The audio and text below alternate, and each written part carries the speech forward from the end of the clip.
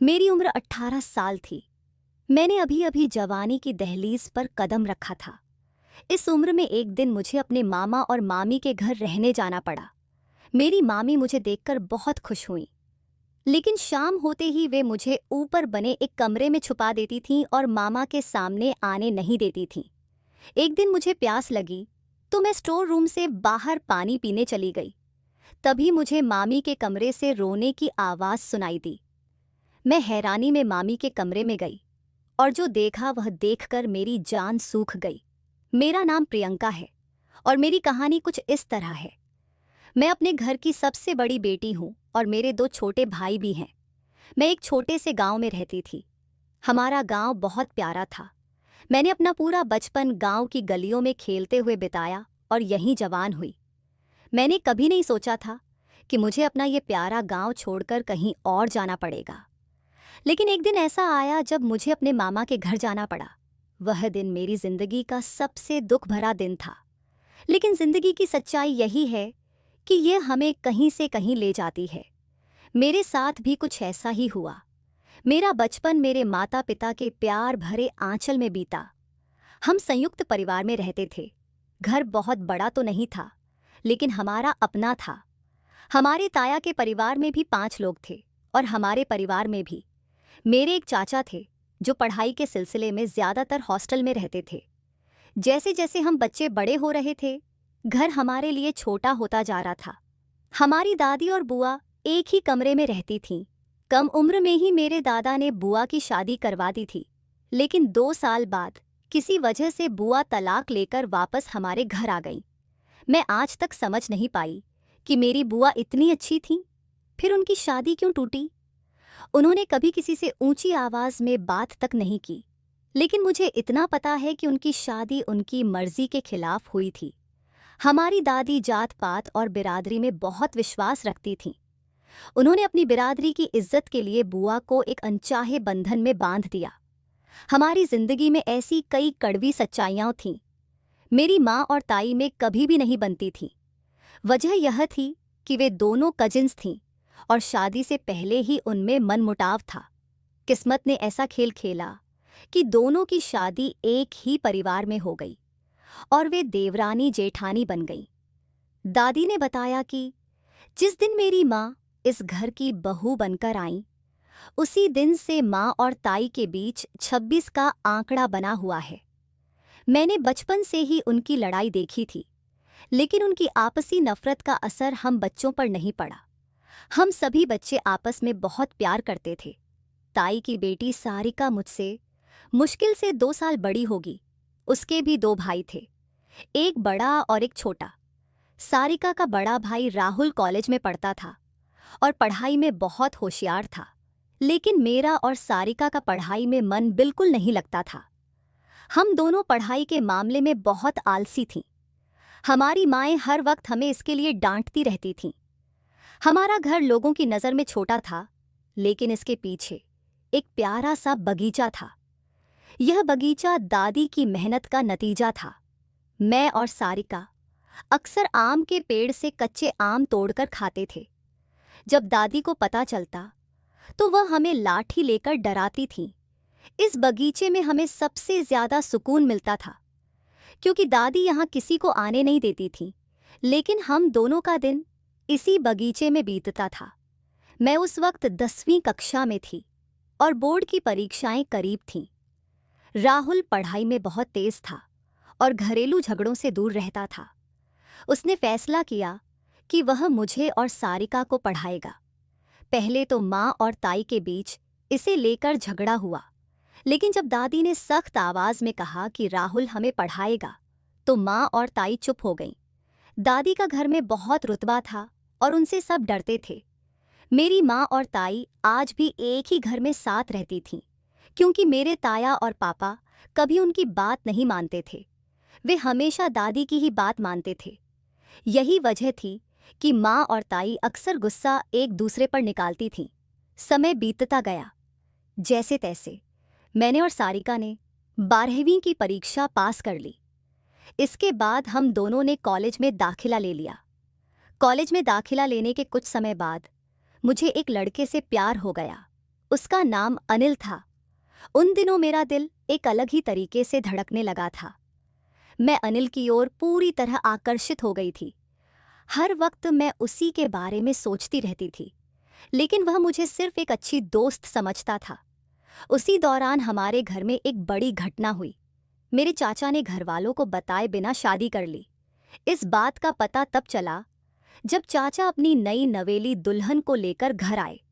दादी ने पहले तो चाचा को बहुत डांटा और फिर पूछा, तू इसे रखेगा कहाँ?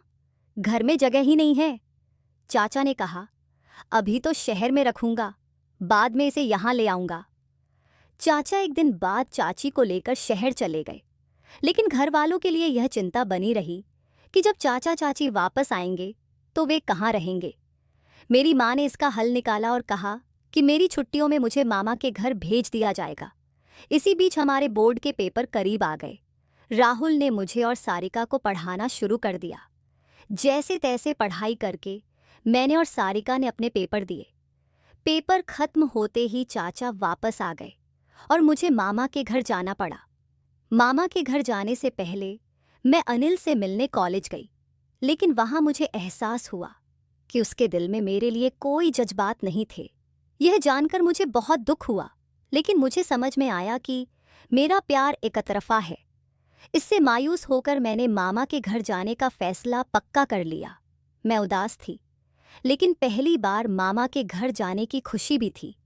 मेरे पापा और छोटा भाई मुझे स्टेशन पर छोड़ने आए। उड़ने की थी। मामा और मामी मुझे लेने के लिए स्टेशन पर आए थे। यह दूसरी बार था जब मैंने मामी को देखा था। इससे पहले मैंने उन्हें सिर्फ अपनी बुआ की शादी में देखा था। मामा जब भी हमारे घर आते थे, अकेले आते थे। मामी को कभी साथ नहीं लाते थे। मुझे अपने मामा बहुत पसंद थे, क्योंकि वे बहुत अच्छे इंसान थे। उनकी आदतें इतनी प्यारी थीं कि वे किसी को भी अपनी ओर आकर्षित कर सकते थे। मामा हमें अपने घर ले गए। वहाँ हम सबने मिलकर दोपहर का खाना खाया। मामी मुझसे बहुत अच्छे से मिली। उन्होंने मुझसे प्यार से बात की और मेरा बहुत ध्यान रखा। मेरी मामी मेरी माँ और ताई के बिल्कुल उलट थीं। वे बहुत ही दयालु और सुलझी हुई महिला थीं। कभी कभी उनकी शख्सियत में मुझे अपनी बुआ की झलक दिखाई देती थी। मैं बहुत लापरवाह और आलसी थी, लेकिन मामी ने कभी मुझे डांटा नहीं। वे हमेशा मुझे प्यार से समझाती थीं। सारिका मुझे रोज़ फ़ोन करती थी, क्योंकि उसे मेरी बहुत याद आती थी। मैं भी उसे याद करती थी, लेकिन मैं जानती थी कि मैंने उसे माँ और ताई के झगड़ों के बीच अकेला छोड़ दिया था। इसलिए वह फ़ोन पर मुझसे गुस्सा करती थी और बातें सुनाती थी। मैं उसे समझाती थी कि मैं जल्दी वापस आ जाऊंगी, लेकिन किस्मत ने मेरे लिए कुछ और ही तय कर रखा था। मामा के घर जाते हुए मैं अनजाने ही अपने दिल का एक हिस्सा पीछे छोड़ आई थी। मुझे पता नहीं था कि जिसके लिए मैं अपना दिल छोड़कर आई हूँ, उसके दिल में मेरे लिए कोई जगह है भी या नहीं। मामी की कोई औलाद नहीं थी। वे अकेलेपन में अपना वक्त गुजारती थीं। मेरे घर आने से मामी बहुत खुश थीं। ऐसा लगता था जैसे मेरी मौजूदगी से उनकी जिंदगी में रौनक आ गई हो। मामा अपने काम में इतने व्यस्त रहते थे कि शायद भूल गए थे कि उनकी पत्नी समय से पहले ही बूढ़ी हो रही है। कभी कभी अपनों की लापरवाही हमें वक्त से पहले ही थका देती है। कभी कभी मुझे अपनी मामी पर बहुत तरस आता था। ऐसा लगता था जैसे वे इस घर की चार दीवारी में कैद होकर रह गई हों। मामा मामी को शादी करके इतनी दूर ले आए थे कि अब उनका अपने रिश्तेदारों से मिलना जुलना भी लगभग खत्म हो गया था। शायद यही वजह थी कि मेरी मामी मेरी मौजूदगी से बेहद खुश थीं। मामा के घर के पास ही एक औरत रहती थी जो लड़कियों को सिलाई कढ़ाई सिखाती थी। मैंने मामी से कहकर उस औरत के पास सिलाई सीखने जाना शुरू कर दिया, लेकिन सिलाई सीखते हुए भी मेरा ध्यान बार बार मामी पर चला जाता था। मुझे हमेशा लगता था कि मेरी गैर मौजूदगी में मामी अकेली और उदास होंगी। सिलाई सीखते हुए मेरी दोस्ती वहाँ की एक लड़की से हो गई जिसका नाम सोफिया था। सोफिया बहुत चुलबुली और जिंदादिल लड़की थी। उसे देखकर कभी नहीं लगता था कि उसने अपनी जिंदगी में कोई दुख देखा होगा। वह हमेशा मुस्कुराती रहती थी। उसकी संगत में मेरा वक्त बहुत सुकून से बीतने लगा। मामा सुबह घर से काम पर जाते और शाम को लौटते। दिन में मामी से मेरी बहुत सारी बातें होती थीं। दिन तो ठीक ठाक कट जाता था, लेकिन शाम के वक्त एक अजीब बात होती थी। मामी मुझे जल्दी खाना खिलाकर मामा के आने से पहले ऊपर के कमरे में छिपा देती थीं। मामी का यह रोज का व्यवहार मुझे बिल्कुल समझ में नहीं आ रहा था। हिचकिचाहट के कारण मैं उनसे कुछ पूछ भी नहीं पाती थी। एक रात ऐसा हुआ कि मुझे प्यास लगी, तो मैं ऊपर वाले कमरे से चुपके से नीचे किचन की तरफ जाने लगी। तभी मुझे किसी के सिसकने की आवाज़ सुनाई दी। मैंने सोचा कि ये आवाज़ कहाँ से आ रही है।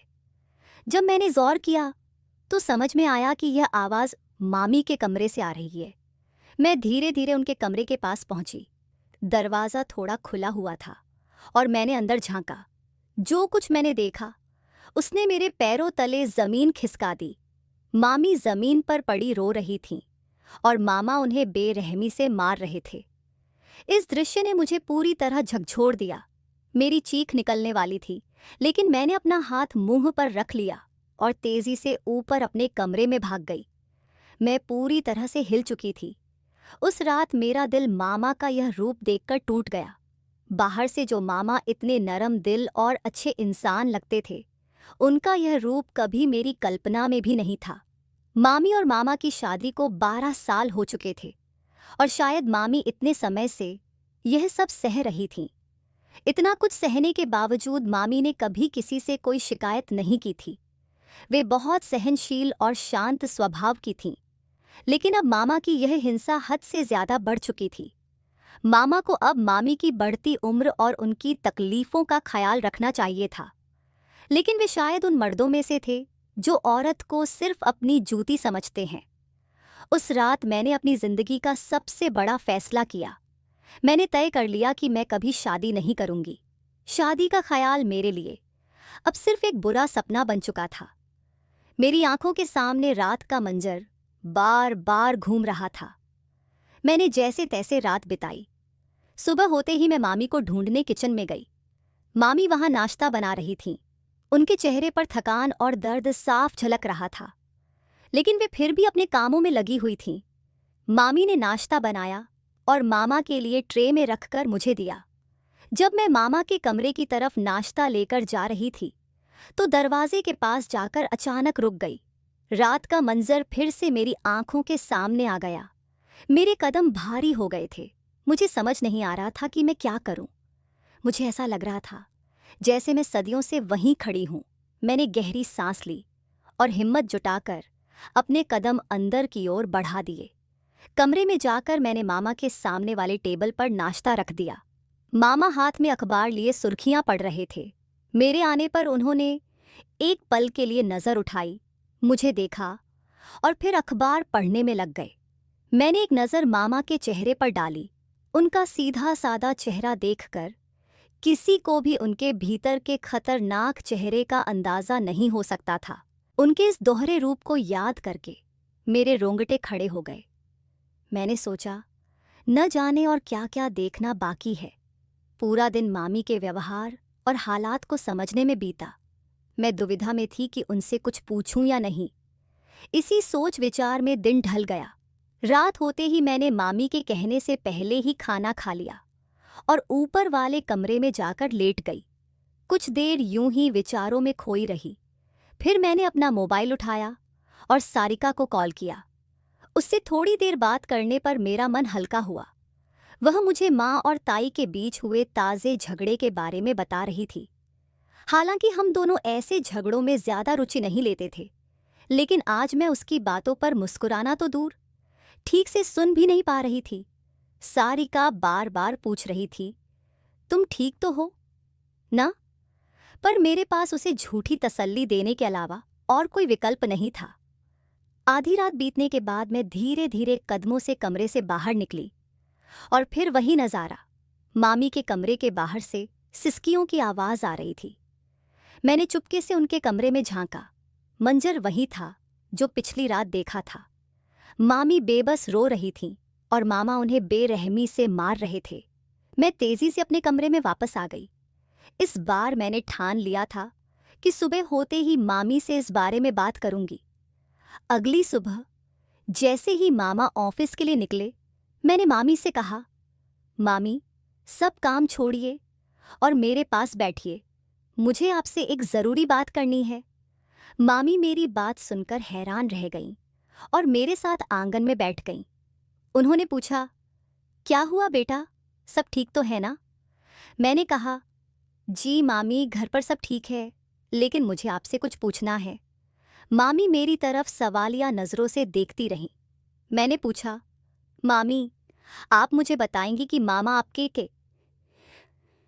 माँ आपके साथ ऐसा सुलूक क्यों करते हैं और ये सब कब से चल रहा है? मेरे सवाल सुनकर मामी का चेहरा पीला पड़ गया। उन्होंने कांपते हुए कहा, तुम्हें यह सब कैसे पता चला? मैंने उन्हें पिछली रात का किस्सा बताया और कहा, मैंने मामा को आपको मारते हुए देख लिया था। अब समझ में आया कि आप मुझे मामा के आने से पहले ऊपर वाले कमरे में क्यों भेज देती थीं। अब सच सच बताइए, मामा के इस रवैये की वजह क्या है? मेरे जोर देने पर मामी ने गहरी सांस ली और कहा, बेटा, यह सब आज का नहीं है, ये बहुत पुरानी बात है। मेरी शादी के 5 महीने बाद से ही यह सब शुरू हो गया था। मामी ने जो कहानी सुनाई उसने मुझे अंदर तक झकझोर दिया। उन्होंने कहा, बेटा, इन 12 सालों में आज पहली बार मैंने किसी के सामने अपना दिल खोला है। तुमसे बस एक गुजारिश है, ये बात किसी से मत कहना, खासकर अपनी माँ से। मैं नहीं चाहती कि मेरे इस रिश्ते को कोई ठेस पहुंचे। मेरे पास कोई ऐसा नहीं है जो मेरे साथ खड़ा हो सके। मामी की बात सुनकर मैंने उनसे कहा, मामी, इतने सालों से चुप रहकर आपने क्या हासिल किया? ये तो खुद पर जुल्म करने जैसा है। अब बहुत हो गया, क्या आप पूरी जिंदगी इसी तरह गुजार देंगी? मामी ने कहा, तुम अभी बच्ची हो, इन बातों को नहीं समझती, इसलिए ऐसा कह रही हो। हमारे समाज में तलाकशुदा औरत की कोई जगह नहीं होती। मैंने कहा, मामी, ये नियम और उसूल भी तो हम ही बनाते हैं। अगर हम इन जुल्मों को चुपचाप सहते रहेंगे तो ये कभी खत्म नहीं होंगे। किसी को तो आगे आकर इसे रोकना होगा। हम सब तभी जागते हैं जब पानी सर से ऊपर गुजर जाता है। यह सब्र और बहादुरी नहीं है, बल्कि बुज़दिली है। भगवान भी हमें यह सब सहने के लिए नहीं कहता। मेरी बातों का मामी पर थोड़ा असर हुआ। उन्होंने कहा, तुम जो करना चाहती हो करो, लेकिन याद रखना, जब हम समाज के उसूलों से टकराते हैं तो समाज हमें गिराने में कोई कसर नहीं छोड़ता। मैंने मामी से कहा, मुझे भगवान पर पूरा भरोसा है, आप बस मेरे लिए दुआ करें। मामी हल्की मुस्कान के साथ किचन में चली गई। अगले दिन मैंने एक योजना बनाई। इस सब के लिए मुझे सारिका की मदद की ज़रूरत थी। मैंने उसे कॉल करके सब कुछ समझाया। फिर मैंने मामा से मामी को गांव ले जाने की इजाज़त मांगी। पहले तो मामा ने साफ मना कर दिया, लेकिन मेरे जोर देने पर वे मान गए। मैंने यह बात मामी को बताई तो वे बहुत खुश हुईं। अगले दिन हम दोनों गांव के लिए रवाना हो गए। रास्ते में मैं सारिका से फ़ोन पर बात करती रही और उसे गांव पहुंचने तक की सारी तैयारी समझा दी। जब हम गांव पहुंचे तो दोपहर हो चुकी थी। हमें स्टेशन पर लेने के लिए राहुल आया था। घर पहुंचने के बाद मैंने महसूस किया कि मैंने इस माहौल को कितना मिस किया है। खाना खाकर मैं और सारिका दादी और बुआ के साथ बैठकर विस्तार से बातें करने लगे। मैंने सारी बातें दादी को बताईं तो दादी ने मुझे समझाया, अब तुम चिंता मत करो, मैं सही मौका देखकर तुम्हारी माँ से खुद बात करूंगी। दादी की बात सुनकर मेरी सारी टेंशन खत्म हो गई।